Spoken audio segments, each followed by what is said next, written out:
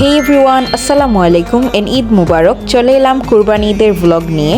চাঁদ রাত থেকেই ব্লগটা শুরু করলাম। এখানে হচ্ছে গিয়ে আমরা আমাদের কুরবানি গরু দেখতে গিয়েছিলাম।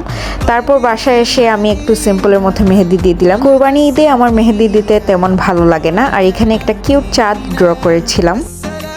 তারপর এজ ইউজুয়াল আম্মুকে মেহেদি দিয়ে দিলাম। আম্মুর মেহেদি খুবই সুন্দর হয়েছিল মাশাআল্লাহ। তারপর এই তো সকাল 6টা বাজে ঘুম থেকে উঠে পড়লাম। কুরবানিতে চেষ্টা করি তাড়াতাড়ি ঘুম থেকে উঠার। আর আমি আমার মেহেদির স্টেইন দেখতেছিলাম, খুবই বাজে আসছে। ওয়েদারটা একটু মেঘলা মনে হইতেছিল, আর দোয়া করতেছিলাম বৃষ্টি যাতে না আসে। ঈদের সকালের পরিবেশটাই অন্যরকম, খুবই ভালো লাগে। তো তারপর এখানে ক্যামেরাম্যান আমাদের জন্য নাস্তা রেডি করতেছিল। আমরা আগের দিন রাতে সমোসা বানিয়ে রেখেছিলাম, খুবই মজা হয়েছিল। তারপর আমি শাওয়ার করে নাস্তা করতে বসে পড়ি। আম্মুর হাতের এই চিকেন পুরের সমোসাটা কতটা যে মজা হয়েছিল বোঝানো যাবে না। আপনারা চাইলে একদিন রেসিপি শেয়ার করব। তারপর হচ্ছে গিয়ে এখানে আমি গরম গরম চা খাচ্ছিলাম।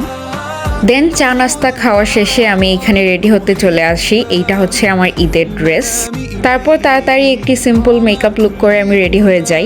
দেন আমি চলে আসি আমার মামার বাসায়, যেখানে আমাদের কুরবানি হচ্ছিল। তো এটা হচ্ছে আমাদের গরু, আর তাদের বাসায় গিয়ে আমি একটু সেমাই খেয়ে নিই। আর আমি এখানে দাঁড়িয়ে ওয়েট করতেছিলাম কুরবানি দেখার জন্য। আমি কুরবানি দেখতে খুবই পছন্দ করি। তারপরেই তো সবাই নামাজ থেকে চলে আসে, আর এখানে গরুকে শেষ গোসল করানো হচ্ছিল। ছোটবেলা থেকেই বরাবরই আমার কুরবানি খুবই পছন্দের। তো এখানে আমি হচ্ছে কুরবানি দেখতেছিলাম। আর এখানে আলহামদুলিল্লাহ আমাদের গরুটা কুরবানি দেওয়া হয়ে যায় সহি সালামতে, কোনো সমস্যাই হয়নি আলহামদুলিল্লাহ। এখানে মোট 4টা গরু কুরবানি দেওয়া হইতেছিল। তো অনেক ভালো লাগতেছিল দেখতে, আর একটু কষ্ট হইতেছিল যে গরু মারা যাচ্ছে। আমি আমার কাজিনদের সাথে কুরবানি দেখতেছিলাম, আর তারপর একের পর এক 4টা গরু কুরবানি দেওয়া হয়ে যায়। দেন এখানে আমি আমার মামাতো ভাইদের সাথে একটু ফ্রি ফায়ার খেলতেছিলাম। ওরা গেম খেলার জন্য এত পাগল, কি আর বলবো। দেন এই তো একটু ফান করতেছিলাম ওর সাথে। হ্যালো। তারপর বাইরে গিয়ে দেখি এখানে মাংস টাংস কাটা চলতেছে। 4টা গরু একসাথে করার কারণে অনেক মানুষ জমা হয়ে গেছিল বাসায়, অনেকজন মিলে কাজ করতেছিল, আর মোটামুটি খুব তাড়াতাড়ি কাজগুলো শেষ হয়ে যায়। কুরবানিতে প্রথম দিকে ভালো লাগে, পরে যখন মাংস টাংস কাটা শুরু হয়ে যায়, কাজটা শুরু হয়ে যায়, তখন বোরিং ফিল হওয়া শুরু হয়। দেন এখানে আমি বাচ্চা পার্টিদের নিয়ে একটু মজা টজা করতেছিলাম। তারপর মাংস কাটা শেষে আমরা সব মাংস নিয়ে আমাদের বাসার উদ্দেশ্যে রওনা দিই। অবশ্য মামার বাসা থেকে আমাদের বাসা বেশ একটা দূরের নয়, 7-8 মিনিট লাগে। দেন বাসায় এসে আমরা সব কিছু ভাগ বাটুরা করতেছিলাম, এন্ড সব মাংসগুলো গুছাইতেছিলাম, যাকে দেওয়ার দিতেছিলাম।